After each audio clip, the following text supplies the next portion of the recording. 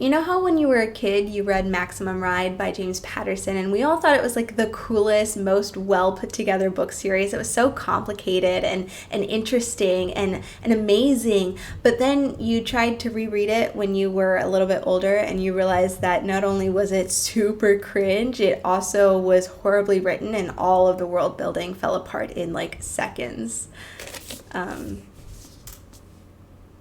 Yeah. Hello everyone, my name is Jamie. Welcome back to my channel. Today we're going to be doing a Dollar Tree book review. This is Once and Future by Amy Rose Capetta and Corey McCarthy. Before I get into this whole video, can we take a moment to appreciate the cover art? It's a glowing sword. Ignore the sticker, I couldn't take it off. Such a good cover art. Props to the artist. Alrighty, here's my usual disclaimer. I'm going to be discussing all aspects of this book, meaning I'm revealing some of the plot points. Actually, I'm going to be revealing the whole story. This is not a spoiler-free review. I have so many thoughts, and I need to talk about everything in this book. So if you couldn't guess by the title, Once and Future is a futuristic sci-fi fantasy retelling of the King Arthur legends. We start off in the future. Now we don't know how far into the future we are, but we are far enough that there is interplanetary travel. Earth became inhospitable, which means they had to go colonize other planets. I think it's just all humans on other planets. There's no aliens in this universe, unfortunately. A commercial tyrant has taken over the entire galaxy. They own all of the products, they own all of the planets, they own even all of the governments, except for a couple planets that have held out against Mercer. One planet in particular, Ketch, spoke out so much against Mercer that they were put behind a barrier, and our main character, Ari, happens to be the only Ketchin person to exist outside of the barrier. Ari doesn't know how she ended up outside of the Ketchin barrier, but she was found by her brother Kay, taken into Kay's family and his mom's, and they've lived together for almost a decade, except within the last 3 years something happened and the moms were taken away by Mercer. Ari and Kay don't know if they're alive, if they're being tortured, they don't know where they are. At the very top of the story, we get a sense of Ari's character. She is very caring. She's the one that is trying to find their mom. She is the one that wants to go and rescue them. She has kind of a impulse control problem where she just does whatever she wants without realizing there are consequences to her actions, and she's very courageous. She's willing to take chances and do anything if it means helping the people she loves. We also know a little bit about Kay at the very beginning. He is very protective but also kind of cautious. He's always thinking about the reactions, the consequences of things. He's telling Ari what could happen if she decides to do the things she wants to do. It's really great to have a good sense of your characters at the very beginning of the story so you can see how they grow and progress towards the end of the story.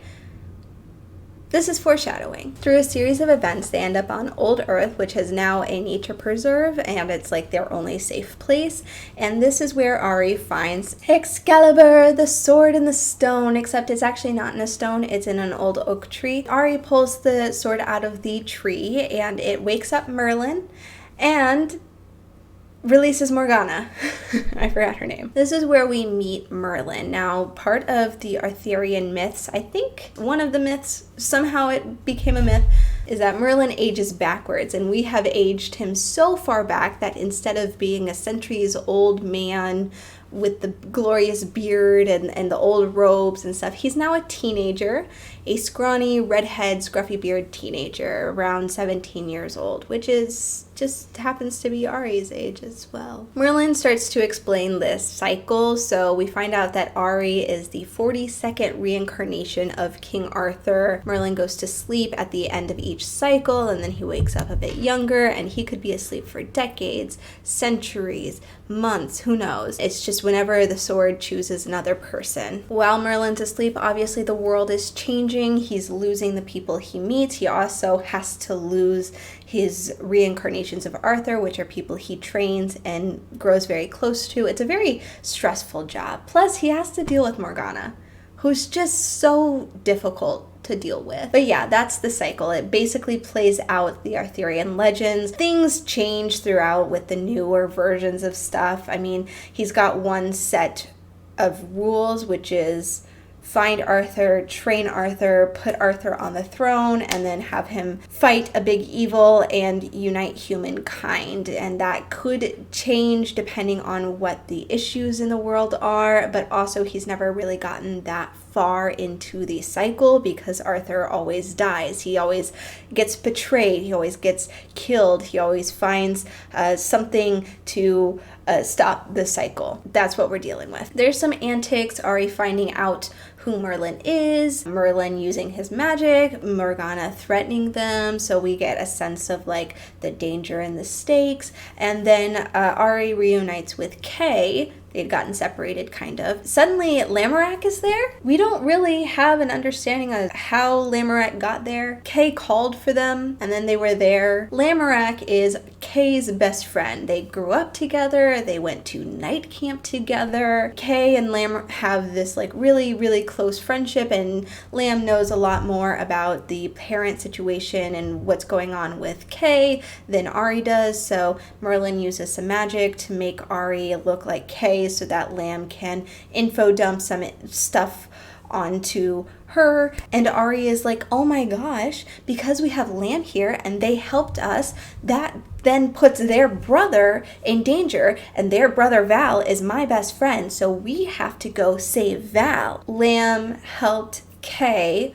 Lam's brother Val is now in danger, and so then they go to another planet.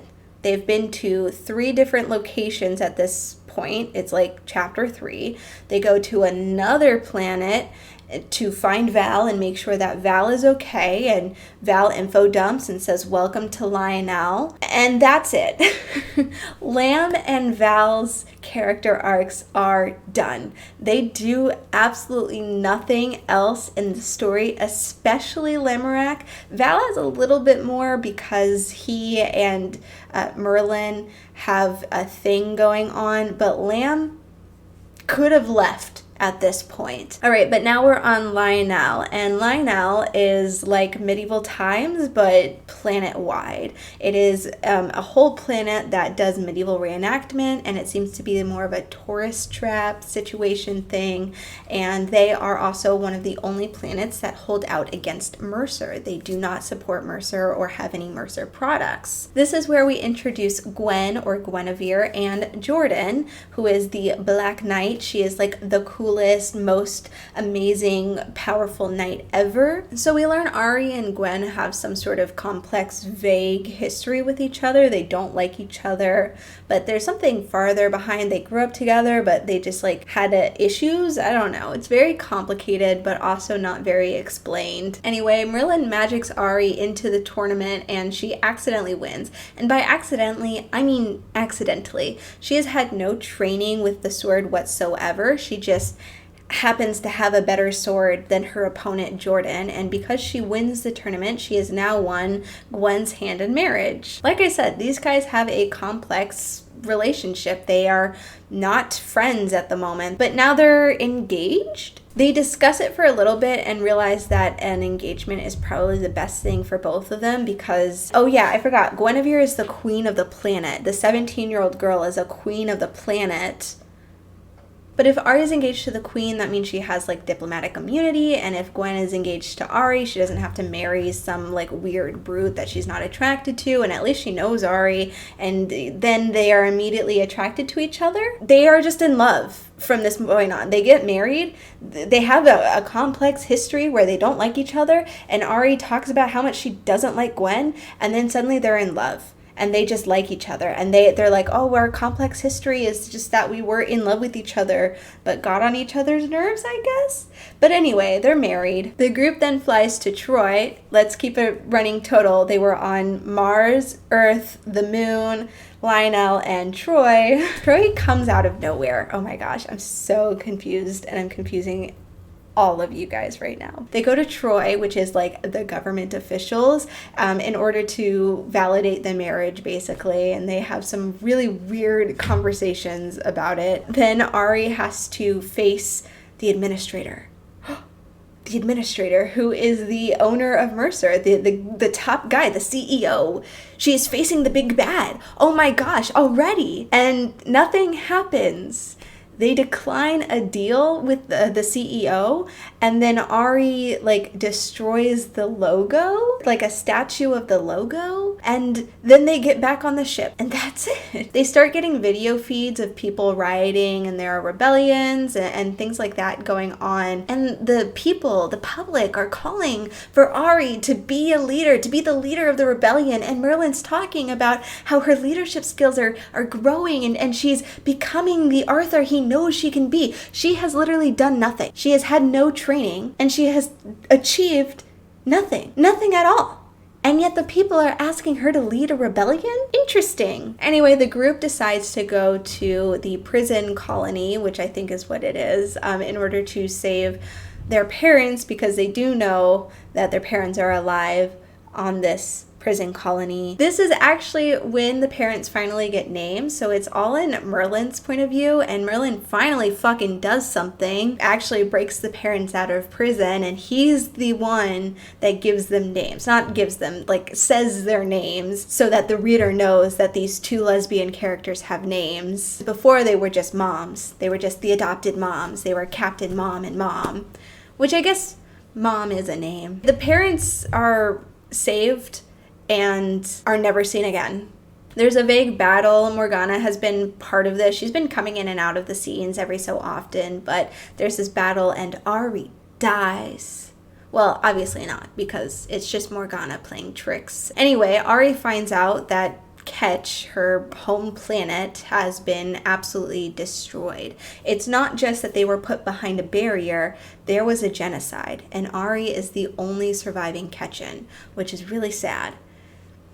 And then we do a 1-year time skip. That is literally what happens. Ari finds out that Ketchan is absolutely decimated. She's the only survivor. She asks Morgana for help, for guidance. Morgana agrees to train her. And then there is a 1-year time skip. So we never see Ari's actual training. Not only is a time skip just kind of weird and coming out of nowhere, it's also a whole year, which is a long time, which means that there is so much backfill that has to come into play here to explain a lot of the things that have been going on. It is backfilled to us that Ari has been training and has honed her skills and has been working with Morgana, and they are friends now. It's also backfilled that Merlin and Val have been flirting for a year and still haven't gotten together because of Merlin's hangups about dating people, which valid. The biggest backfill plot twist in the world. Guinevere, Ari's wife,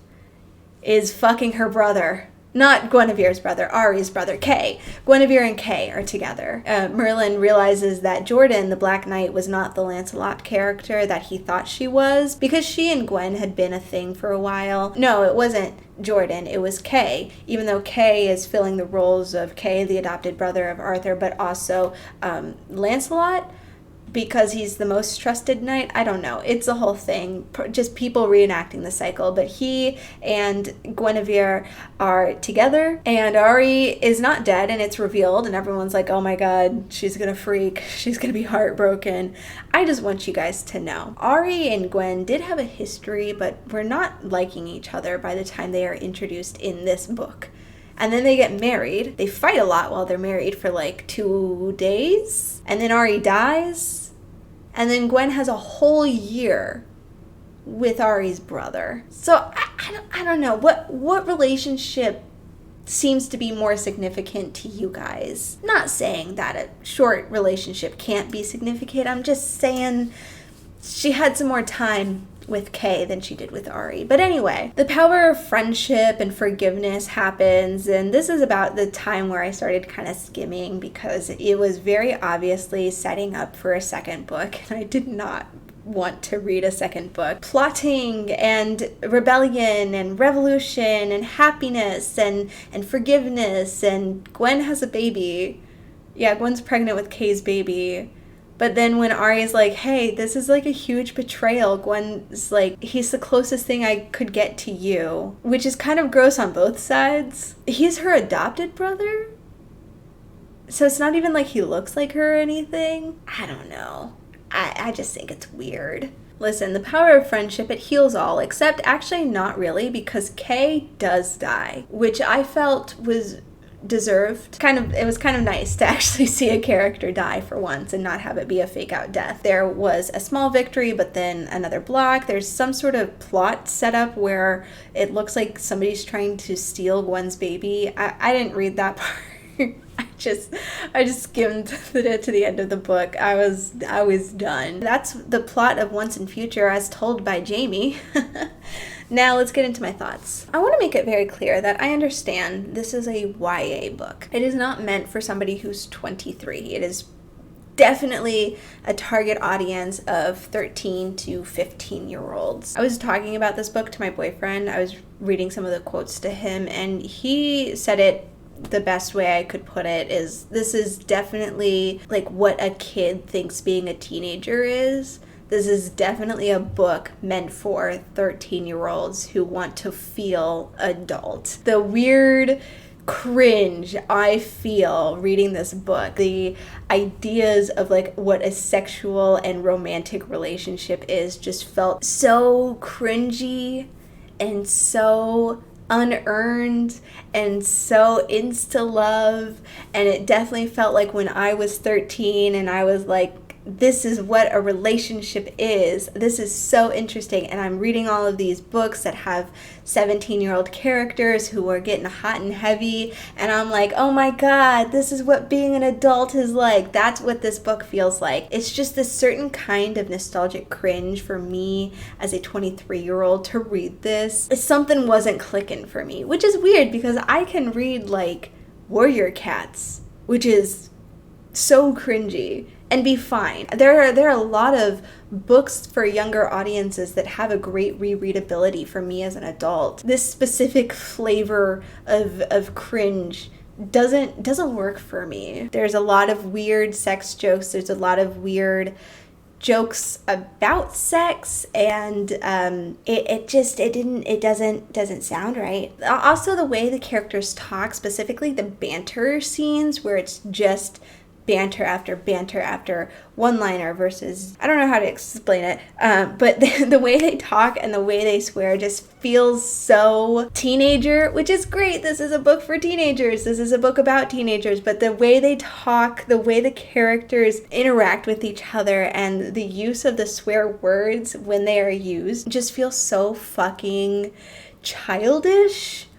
Which is not a bad thing. This is a YA novel, but it is cringe. It makes me cringe so badly.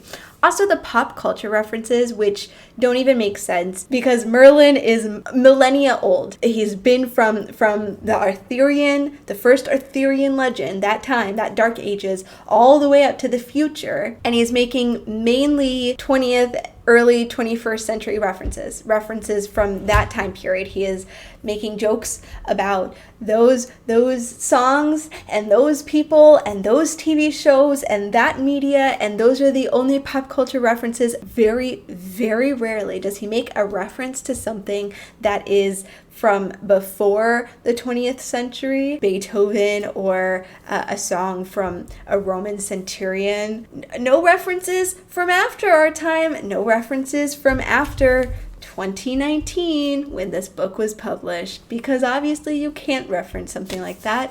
Nobody would understand it. But still, it doesn't make sense for this all-knowing being to be stuck solely in 90s and 2000s references. I've said my piece about the cringe. Let's talk about the actual reasons why this book is not good. The world building. This is a sci-fi, which means you have to build a world. This is not like magical realism. This is not even like historical fantasy or even just normal speculative fiction where it's like our world, Earth, but with like some like weird elements added to it. No, it is an entirely new solar system. There are planets here that are not real planets. This is a whole new world. So you have to be great at world building for sci-fi to work, right? First and foremost, planet does not mean planet to these authors. I'm talking about how like Lionel, the medieval times planet,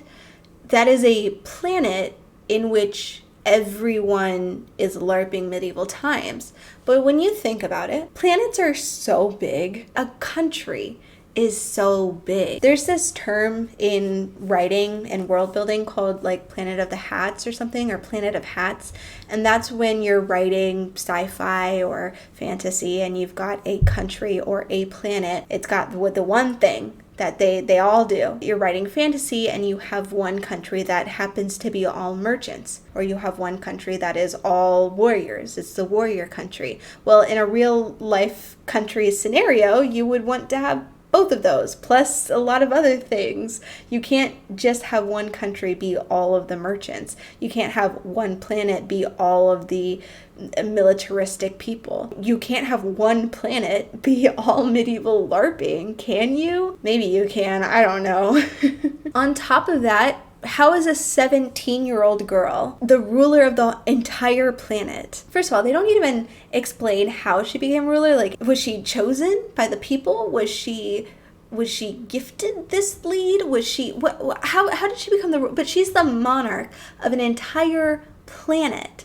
Is this just like a tiny planet? Is this the kind of planet that exists like in The Little Prince, where only one person can stand on it? Like, what kind of planet is this? So, like, Troy is the governing planet, or at least is the host of all of the governing capitals, or something like that. They have one quote in which they say, the prison wasn't on your right is the prison. Does that mean that the entire planet of your right is a prison?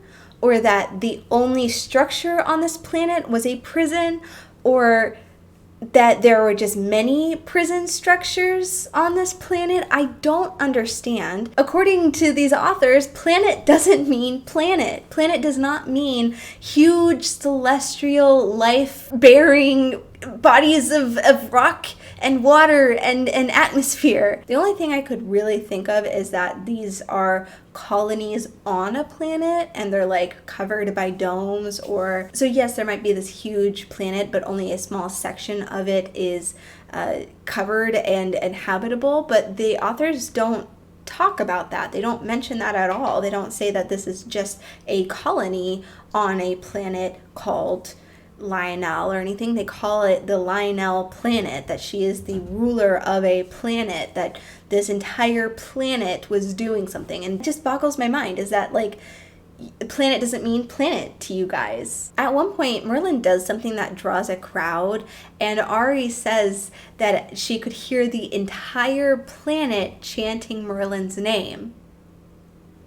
I feel like if you put that in terms of like Earth, and how big Earth is, and all of the people on Earth, and how I cannot even hear the people down the street from me, that it really shows how lazy this world building is, that they just said regular politics onto an interplanetary system. The Arthur cycle also doesn't make sense. All of these kids named Ari, Kay, Lamorak, Val, which is short for Percival, Guinevere, those are all the names of the characters of the Arthurian legends. Merlin himself says that the names don't always have to match, but there are always like each character of the legends in this cycle. And this book opens with Kay explaining, they're in a museum and he's explaining who Arthur is. So he knows the legends, the Arthurian legends,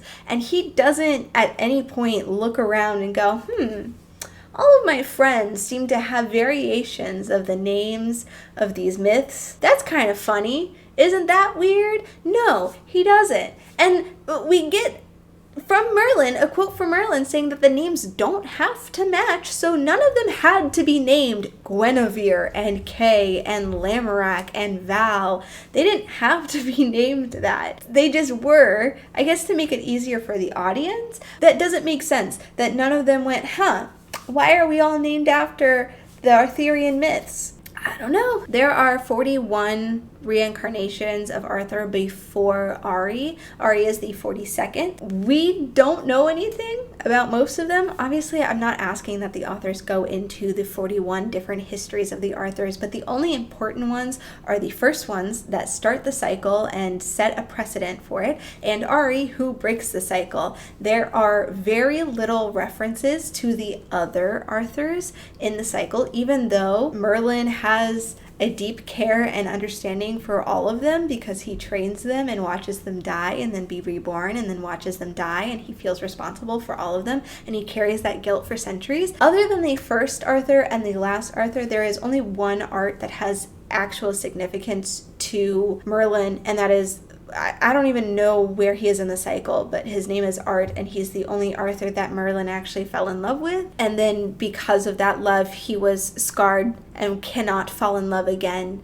because he's so fucked up and traumatized, which actually this would be traumatizing in my opinion. We have very little understanding of Morgana and Merlin's powers. We don't have any limitations or extents to their power. We can see Merlin do extraordinary things and then stop because he's hungry, he's like drained of magic, but we don't know how much he can do before he's drained out, but also like he can do so much without getting drained. And then Morgana wants to end this cycle. She wants to kill Ari. She wants to destroy this whole situation. And at many points she is able to do that. She has them cornered. She has Merlin on his knees, like passed out, and yet she doesn't attack Ari. That doesn't really give me an understanding of like who she is as a character. It's not until she starts info dumping at the very like last quarter of the book that we understand what Morgana's plan is or why she's doing the things that she's doing, but it also doesn't explain why she hasn't killed Ari yet. I also have no understanding of the space travel. Is it just as easy as hopping in your car and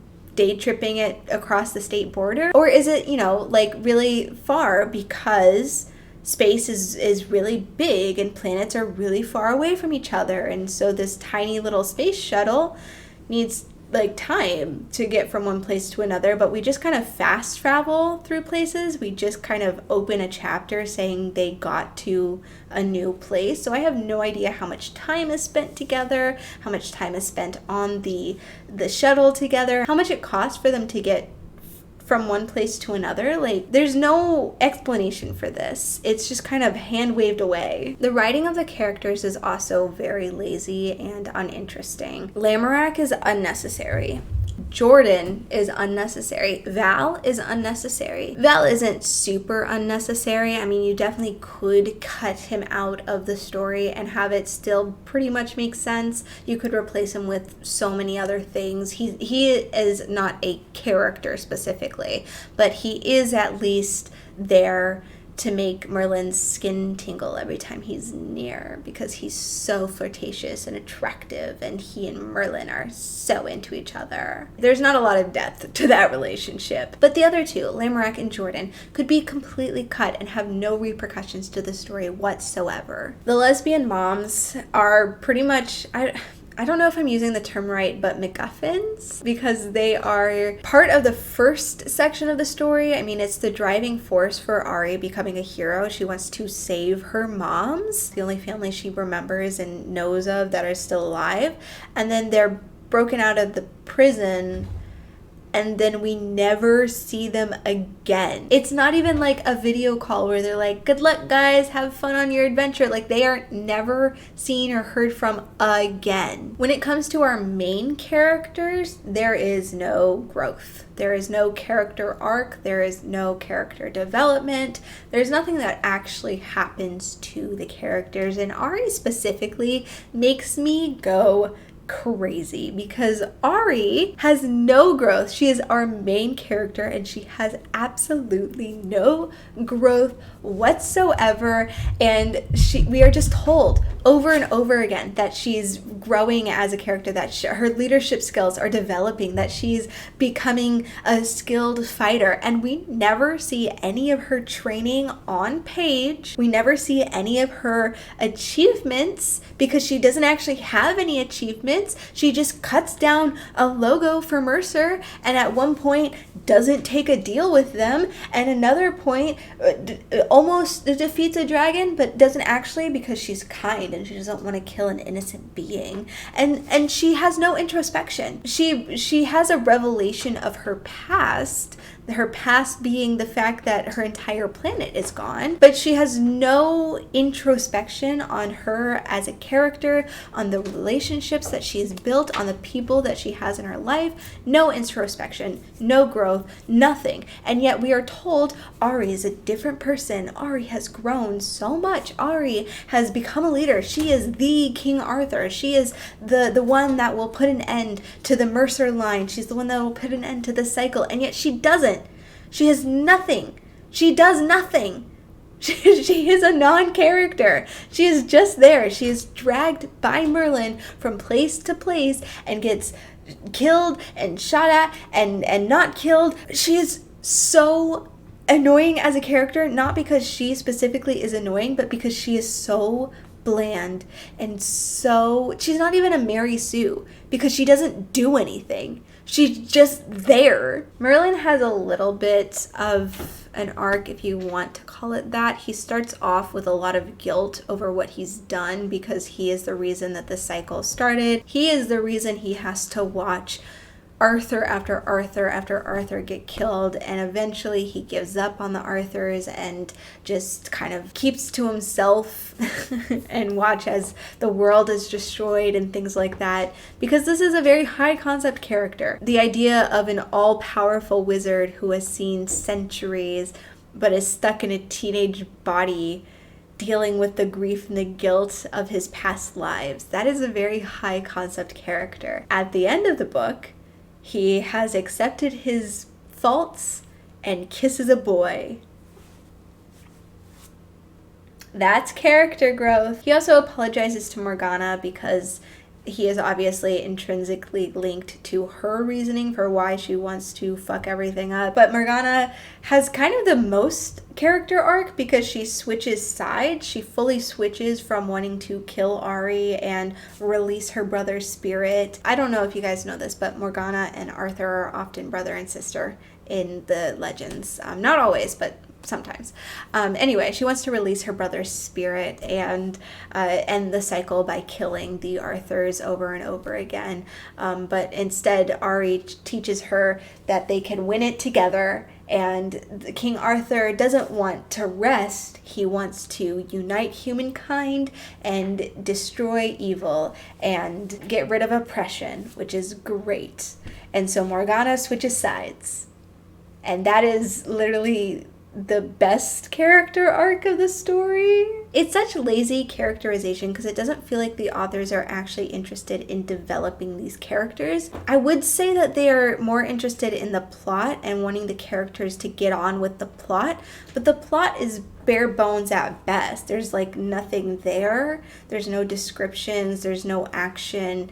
It is more that the characters are just taken from one action point to the next, get like an upgrade, a power up, like in a video game, but like a shitty video game where they just go from one spot, one checkpoint to the next, and then something happens and then we're told that they're stronger, but we don't actually see them get stronger. This is also seen specifically in Ari and Gwen's relationship because we're told that they had a history and that it's a complex history to reignite an old flame and be romantic with each other, but also know that you get on each other's nerves and that you just kind of aren't good for each other emotionally, even though you're attracted to each other.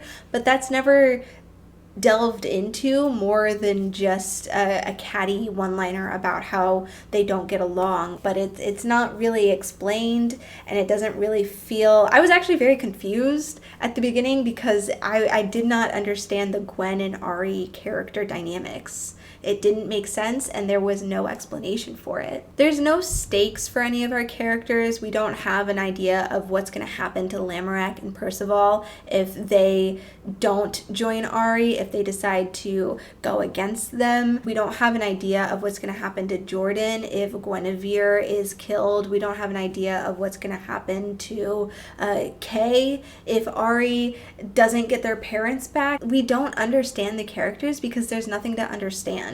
It's just the cycle, which we don't understand it all because there was no world building either. Now, I want to get into another representation rant. Listen, I feel like my viewers are going to think that I'm against representation because every time there's a book with like a lot of diversity, I'm talking about it and how it's bad representation, or at least I don't agree with representation, and I don't want to give that impression. I do like representation. I do like having a diverse cast of characters. I do genuinely enjoy that, and I want that more in my writing and the books that I read. But also, I read so many books where it's like badly done, or at least it's awkward. This kind of representation feels very reminiscent of like, I have a diversity quota and I've got to check everything off. We have a Black character, a non-binary character, we have a queer character, we have a boy character. that kind of representation, just checking as much as you can off of the list in order to feel diverse. But it's all surface level, and in some cases almost disrespectful. I'm going to be talking about some communities that I am not particularly a part of. I am a white cis girl. I cannot talk solely for the entire group of non-white, non-binary, genderqueer, or queer people. We're not a monolith. People are not monoliths, and there are some people who don't mind representation like this. There are some people who think that it is bad representation. I am not the only voice you should be listening to. That's what I'm trying to get at. I'm going to put in my 2 cents about what I have heard from people in this community, and you should also listen to other people and their opinions on this.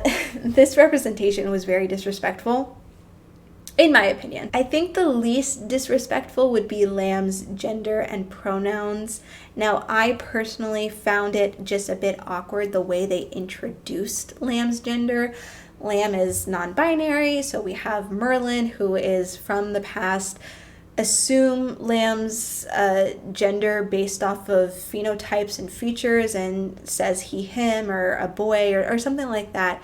And everyone's like, whoa, how dare you assume that? Lamb's a fluid. Lamb goes by they, them. To me, it feels very awkward and stilted in a way that I feel like could have been introduced a lot better. And to me, it feels very dehumanizing the way they introduce pronouns, because later in another scene, Merlin is worried about making the same mistake. So he's meeting Val and he's like, are you, like, what are you? And then Val is like, are you asking if I'm a set or a fluid? It feels objectifying. It feels like you are an object when it comes to your gender, when in reality you could have just introduced Lamb with they, them pronouns and had people understand through context. I feel like you didn't have to stop and have Merlin do a social faux pas assuming Lamb's gender and then have everyone like stop the story and be like, we're actually super progressive and gender affirming here in this universe. You could have just been gender affirming without having to stop it. But I also know that that's kind of like a normal thing in books when there is a gender fluid character. They have to stop the story to be like, do you guys know what gender fluid is? This is what our non-binary characters go by. I feel like that's the only way we can get that kind of representation at this point. I don't like it. I feel like it's very awkward and dehumanizing. But again, gender is different for everybody, and non-binary people are not monoliths. And there are some people who might like that language. There are some people who might not like that language. I don't know. Just going off of some things that I've heard before. Another thing I just want to get out of the way is in a scene where Val and Merlin are talking about how, yes, they're doing medieval LARPing, but they're a bit more progressive and stuff. Val says something along the lines of like, oh yeah, back then they didn't have black advisors either. Val is a black man. But the thing is, black in the sentence is not capitalized. But when you're referring to like black as an ethnic or racial identity, it should be capitalized. I feel like you should know that if you're going to talk about this man being black and how he's like, oh yeah, we're so progressive, this queen has a black advisor, you should probably know to capitalize the word. Just just my 2 cents on that. Also, the lesbian moms, it's never stated that they're lesbian, so maybe I'm being a bit presumptuous. They are 2 moms. Actually, the word lesbian never comes up for any character. Neither does like bisexual or non-binary or like homosexual or anything like that. They do use gay at one point, the word gay, as like an insult. Maybe not an insult, but Morgana is talking about Merlin and she goes, he's as gay as a maypole or something like that, which seems a little bit insulty-ish. They just don't use that language, which is a bit weird to me. I get maybe they're trying to be like, this is so futuristic, we don't have a need for labels, but they also use the term ace, which is a label. They use it twice, and I will definitely get into that. So it's just a bit weird that they don't label anybody else's gender or sexual identity, but they do have those labels. So it's just a bit weird. That's not disrespectful, it's just weird. The thing I want to talk about that is, in my opinion, the most disrespectful is the ace representation. And again, I'm not asexual at all, but I have been within the LGBT community for a while. I've heard about ace discourse. I've talked about it myself. I've been in these discussions and I've learned some things. And so I just kind of want to get into what I've learned. Again, I should not be the end-all be-all discussion on this, but I just felt like this was a little bit disrespectful, and I thought maybe I could point this out. They mentioned being ace twice in this book. At one point, Gwen and Ari are talking about if they should consummate the marriage, and Ari's like, I can't lie and say that we did. I can't lie. Like, I'm not a good liar. And Gwen's like, oh, well, you could just, like, say that you're ace, but that wouldn't work for me because I have too many public previous lovers. And Ari's like, yeah, same. First of all, I do want to get into that for a second. Both of these characters are 17, and they both have very public past lovers. Now, Gwen is a queen of a planet, and I assume a princess before then, so I get that she's kind of like a celebrity of her planet, so maybe her past lovers were part of the public's eyes. But Ari was in hiding for 3 years. So are you saying she's had previous past public lovers at the age of 14? That doesn't make sense to me. But also, the reason I'm bringing this up in this section about my asexual rant is that that's not what asexual means. Asexual does not equal celibate. Now, it can, but asexuality is more of a spectrum. There are some people who are sex repulsed and do not want to have sex, do not feel a need or a desire to have sex whatsoever ever in their life. And then there are some people that maybe don't experience like sexual attraction, but they still have sex for various reasons that are personal to them and should not be a topic of discussion. Like I said, asexual does not mean celibate.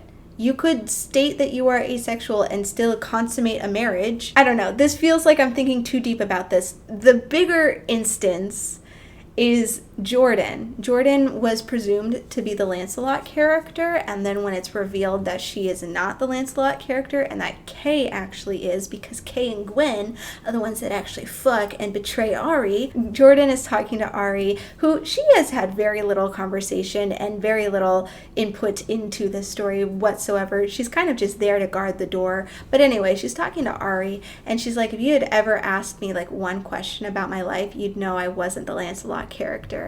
And then Ari's like, what are you talking about? And she's like, well, I don't take lovers.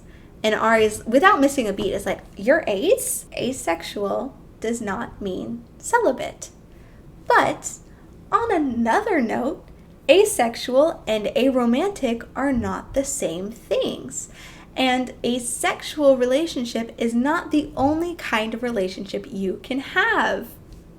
What a concept. I don't understand why the use of sex is so important in this story when that wasn't even the original sin of Guinevere and Lancelot. It wasn't adultery. They did not commit adultery. Maybe in later adaptations or later reinventions of the myth it became adultery. But Guinevere and Lancelot were committing courtly love, which, if you don't know, courtly love is a non-sexual romantic longing. It was this like thing that got really popular within the like French dark ages, I think, and the literature about Arthur and these wonderful chivalrous knights and courtly love, which is the idea that you were in love with each other but couldn't be together, and so you found ways to like flirt and profess your love secretly. That was courtly love. It was this like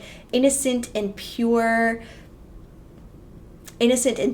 idea of romance that was not tied to sex, because obviously a wife was having sex with her husband, but she was still in love with this beautiful knight that had her heart. And that was the sin of Guinevere, is that she was married to Arthur, but she was in love with Lancelot. And so this idea that Jordan being asexual and maybe being sex repulsed, we don't know, she doesn't go into it, and not wanting to have sexual relationships cannot have been the Lancelot because she didn't want to have sexual relationships does not make sense, because Lancelot and Guinevere were not fucking. They were not. It actually really does support the idea that she's Lancelot, because Guinevere and Ari obviously had a sexual relationship. They were married. They had consummated their marriage, which they talk about in detail. But Jordan was over there being passionate and giving goo-goo eyes to Guinevere. So that's Lancelot. That's Lancelot. I get it. The authors wanted a big twist, so they made Kay Lancelot. They made it a whole thing, whatever. I get that. But, like, you misrepresent asexuality when you make it, like, celibacy, which is not what it is. And also, being asexual and being aromantic are two different things. You can be both, but you can also maybe not be both. You can be one or the other. You can be both. You can be a mixture of stuff. It's a spectrum. And so the idea that she's like, I don't take lovers, and I just, it got on my nerves. Let's just leave it at that. It got on my nerves. Now, I'm not trying to say that these two queer authors are horrible people because they got asexuality wrong. I'm just saying that it felt super disrespectful, because if you know anything about ace discourse, if you've been in LGBT conversations and you've heard the word ace, you have had at least one person try and explain that to you. I'm not asexual. I just know asexual people, and I've learned that just from listening to them. How is it still so misrepresentative in this book that is supposed to be so progressive, and yet is so disrespectful about the identities it's trying to be progressive about? I don't know. It's just very surface level. Like, the idea of these identities do not add anything to the characters whatsoever. Oh, also, Lamb is disabled, or I don't know if disabled's the right word, but their hand got cut off, which is a part of like the myth. They mention it a couple times and then it's not relevant ever again, which I guess, I mean, somebody's disability isn't always relevant to them, but also, like, I don't know. It's not like it hindered them in any way. It didn't do anything to their character arc or growth. It's because they didn't have a character. They were a cardboard cutout that stood in the back and gave high fives. Another reason this book failed in my eyes is because of the writing style. Sometimes when I'm thinking about a story as a wannabe author myself, I'm thinking about a story and I see it as a movie, and I am in it. I am maladaptive daydreaming, and I am each character, and I am speaking their lines, and I see their actions, and I see it play out as a movie in my head. This is usually when I'm on the treadmill, just like kind of lost in my own head. I've got such a clear idea of the scene, and so I go to write it down, and it's just a script. I've just written a script, because I can remember the dialogue, but it's harder to write action and to write descriptions and to have a sense of not just the blocking, like where each character stands, but also how they are interacting with each other on the page other than dialogue, because that's difficult and that takes time to learn skills and writing and stuff like that. And this book didn't succeed in that section. It really feels like the authors, in my opinion, were doing what I did and see it as a movie, and they wrote it down because this book is so dialogue heavy. Line after line after line of banter, of bickering, of back and forth zingers and one-liners, and then a little bit of description in between each ones, and then very, very little action, because like I said, all of the cool stuff like the training and the action happens off page.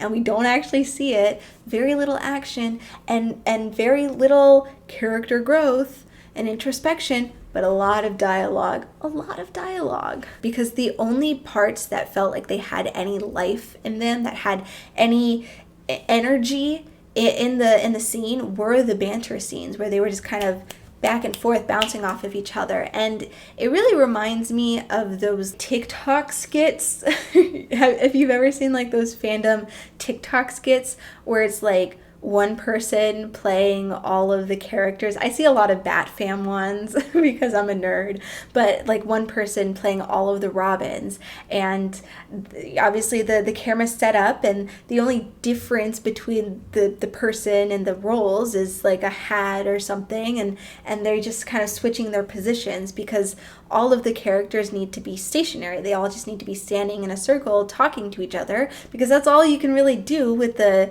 TikTok POV. But you have this one person writing banter and zingers of their favorite characters all coming together and having some funny sitcom moments. And that's the same humor that's found in this book, this kind of like TikTok skit POV. Now, this book was written and edited before TikTok really blew up, because it was published in 2019. So I'm not saying that it was a TikTok skit, but I'm just saying it's got that kind of humor of like POV EuroTP, or like POV the Bat Fam before a big mission. Same humor, but also the same pace when it comes to the dialogue scenes. And that's where I get to my final point. This book, Once and Future, feels like fandom content, which is weird because it's an original book. No matter how you look at it, it is fan fiction of the Arthurian legends. There's so much of that already that it doesn't really count. When I say it feels like fan fiction, I'm not trying to say that it is badly paced or cringy or doesn't have an understanding of its characters. I already said that. That's not the fan fiction idea. The idea is that it feels like it had to have a source material. I'm not talking about the Arthurian legends. It feels like there was a show or another book that already built the world, the space traveling world. The show has already introduced these characters to you and introduced their interactions and their histories and their backstories, so that this book can just kind of get to the fun stuff, to get to the banter and the entertaining parts, and it can time skip all of the character growth and the training montages, because that's in the show, and we would just want to do the fan fiction fun stuff, right? You already have a template for the world and the characters because you watched the source material, you watched the movie or the TV show or read the book that this is fan fiction of, so we can just kind of skim over those parts and you'll have an understanding of the characters. But the problem is, there isn't a source material for this book. There isn't a show that builds the different planets and can give me visuals for what the spaceships look like and how they fly. Are they going at light speed, or are they just really close planets? This book was supposed to be the source material. You are really messing with my rant right now.